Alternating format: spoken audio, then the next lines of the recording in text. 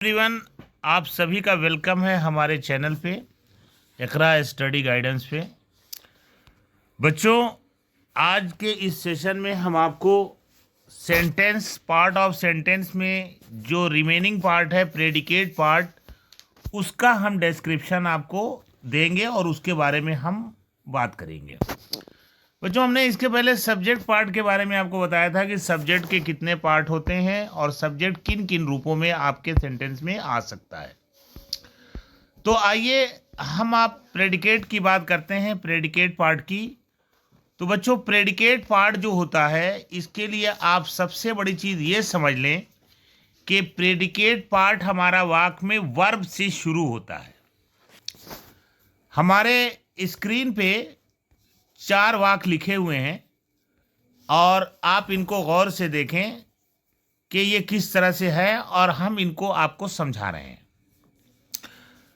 तो पहला वाक्य है कि माई सिस्टर कुक्स फूड, मेरी सिस्टर भोजन बनाती है। ठीक है, तो माई सिस्टर तो सब्जेक्ट हो गया, लेकिन कुक्स और फूड क्या है? ये प्रेडिकेट के पार्ट है, जिसमें कुक्स वर्ब है और फूड जो है वो ऑब्जेक्ट है। अभी जो टेबल हम आपको प्रेडिकेट पार्ट का शो कर रहे हैं, इसमें सिर्फ हम ये बता रहे हैं कि प्रेडिकेट पार्ट मेनली सबसे पहले 2 भागों में डिवाइड होता है। पहले को हम वर्ब कहते हैं और दूसरे को हम ऑब्जेक्ट कहते हैं। इसके बाद हम आपको बताएंगे कि ऑब्जेक्ट के फिर कितने पार्ट होते हैं। ठीक है, लेकिन अभी आप इन वाक्यों में आप ये समझने की कोशिश कीजिए कि प्रेडिकेट के मुख्यतः 2 भाग होते हैं, एक वर्ब और एक ऑब्जेक्ट। तो पहले सेंटेंस में हमारा वर्ब कुक्स है और फूड जो है ये हमारा क्या है? ऑब्जेक्ट है। दूसरा सेंटेंस जो है वो लिखा हुआ है कि मोहन राइट्स ए लेटर। इसका मतलब ये हुआ कि मोहन सब्जेक्ट है और राइट्स हमारा क्या है? वर्ब है। और ए लेटर जो लिखा हुआ है वो क्या है? वो हमारा ऑब्जेक्ट है। तो वर्ब राइट्स हो गया और ऑब्जेक्ट ए लेटर हो गया। तीसरा सेंटेंस हमारा जो स्क्रीन पे है वो है कि सीता बॉट ए पेन। बच्चों, इसमें सब्जेक्ट सीता है और बॉट जो है वो वर्ब है, बाई का सेकंड फॉर्म है बॉट, और पेन जो है वो ऑब्जेक्ट है। उम्मीद है आप समझ रहे होंगे। एक सेंटेंस और इस तरह का देख लीजिए, mother told a good story. बच्चों, इसमें टोल्ड वर्ब है जो टेल का सेकंड फॉर्म है, गुड स्टोरी क्या है? वो ऑब्जेक्ट है। तो अभी आपने ये देखा इस टेबल में, और जो 4 सेंटेंस मैंने एक्सप्लेन किया उसमें ये बताया गया कि प्रेडिकेट के पहले 2 भाग होते हैं, एक वर्ब और एक ऑब्जेक्ट। अब हम आपको ये डिफाइन करेंगे कि ऑब्जेक्ट के भी 2 भाग होते हैं, और वो कैसे होते हैं? वर्ब के बाद ऑब्जेक्ट के 2 भाग। तो आइए अब हम ये टेबल देखते हैं, और इस टेबल में हमने फिर 4 वाक्य लिखा है, और इसमें हम आपको बताएंगे कि ऑब्जेक्ट के 2 भाग किस तरह होते हैं। बच्चों, ऑब्जेक्ट के 2 भाग होते हैं, एक इनडायरेक्ट होता है और एक डायरेक्ट होता है। इनडायरेक्ट ऑब्जेक्ट उसको कहते हैं जो लिविंग थिंग्स से संबंधित होता है, जैसे मी है, हिम है, अस है, हर है। ठीक है, और जो डायरेक्ट ऑब्जेक्ट है वो नॉन लिविंग थिंग्स होता है, जैसे पेन है, रेडियो है, इंग्लिश है, वॉच है, लेटर है, ये सब होता है। तो आइए अब हम वाक्य को पढ़ते हैं और उसके माध्यम से समझते हैं कि अब प्रेडिकेट के 3 पार्ट किस तरह होते हैं। एक वर्ब होता है, एक इनडायरेक्ट ऑब्जेक्ट होता है, एक डायरेक्ट ऑब्जेक्ट होता है। पहला वाक्य है कि मोहन गेव मी ए पेन। बच्चों, इसमें गेव सब्जेक्ट है, गेव सॉरी सब्जेक्ट नहीं, गेव वर्ब है। इसमें बच्चों मोहन आपका सब्जेक्ट है, गेव वर्ब है, और मी इनडायरेक्ट ऑब्जेक्ट है, और ए पेन जो है वो डायरेक्ट ऑब्जेक्ट है। उम्मीद है आप समझ रहे होंगे। और देखिए sentence, send your uncle sent me A radio set. अब देखिए, वर्ब इसमें सेंट है, मी इनडायरेक्ट ऑब्जेक्ट है, और ए रेडियो सेट क्या है? डायरेक्ट ऑब्जेक्ट है। तीसरे सेंटेंस में आ जाइए, mister Gupta teach us English. बच्चों देखिए, इसमें मिस्टर गुप्ता सब्जेक्ट है, टीच जो है वो वर्ब है, अस जो है वो इनडायरेक्ट ऑब्जेक्ट है, और इंग्लिश जो है वो क्या है? डायरेक्ट ऑब्जेक्ट है। She bought me a watch, she bought me a watch. Bought इसमें देखिए वर्ब है, मी जो है वो इनडायरेक्ट ऑब्जेक्ट है और ए वाज जो है वो डायरेक्ट ऑब्जेक्ट है। I sent him a letter. बच्चों इसमें सेंट क्या है, वर्ब है, हिम क्या है, इनडायरेक्ट ऑब्जेक्ट है, और ए लेटर क्या है, वो डायरेक्ट ऑब्जेक्ट है। तो आपने इस पहले टेबल में ये देखा था कि सिर्फ प्रेडिकेट को दो भागों में डिवाइड किया गया था, एक वर्ब और एक ऑब्जेक्ट। इस टेबल में हमने डिवाइड किया है प्रेडिकेट पार्ट को तीन भागों में। पहला है वर्ब, दूसरा है इनडायरेक्ट ऑब्जेक्ट, और तीसरा है डायरेक्ट।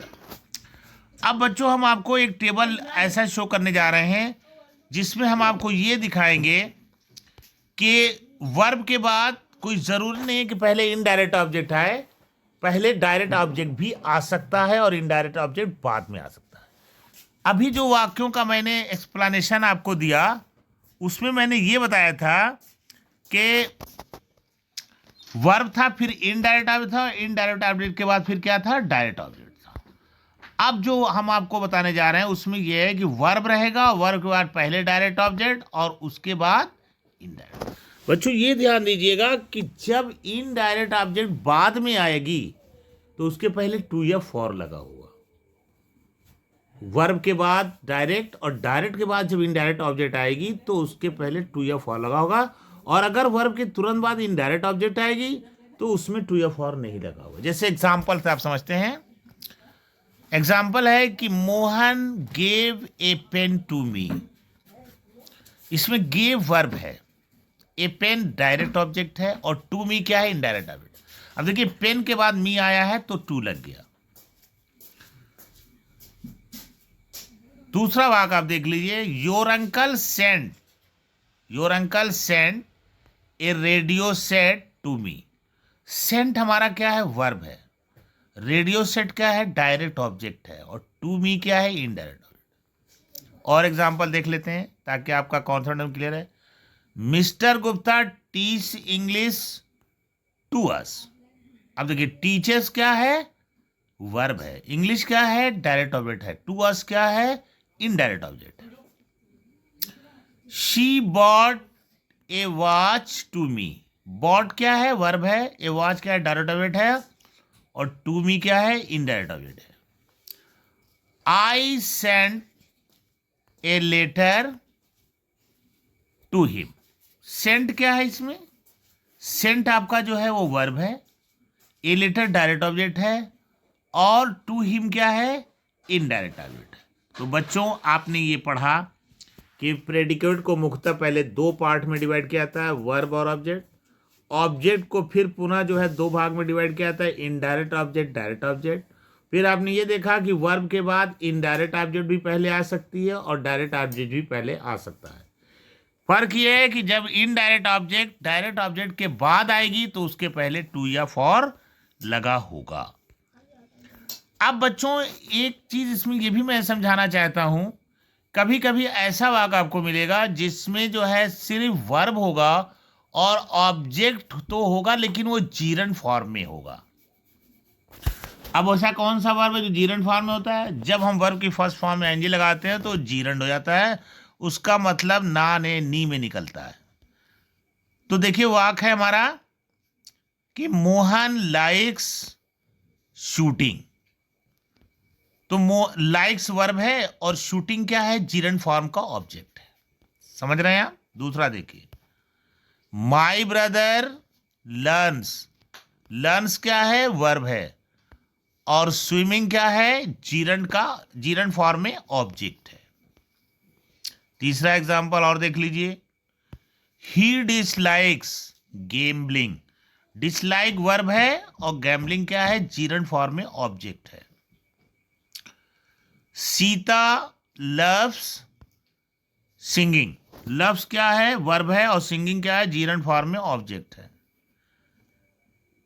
आई हेट क्या है, वर्ब है, और स्मोकिंग क्या है, ये जीरन फॉर्म का ऑब्जेक्ट। तो बच्चों आपने ये भी समझा कि प्रेडिकेट पार्ट में कभी कभी वर्ब के बाद ऑब्जेक्ट आता है और वो ऑब्जेक्ट जीरन फॉर्म में भी हो सकता है। एक टेबल आप और ये समझ लें कि प्रेडिकेट पार्ट में कभी ऐसा भी मिलता है कि वर्ब के बाद ऑब्जेक्ट आती है, लेकिन वो जीरंड फॉर्म में नहीं होती, वो बल्कि इन्फिनिटिव के रूप में होती है।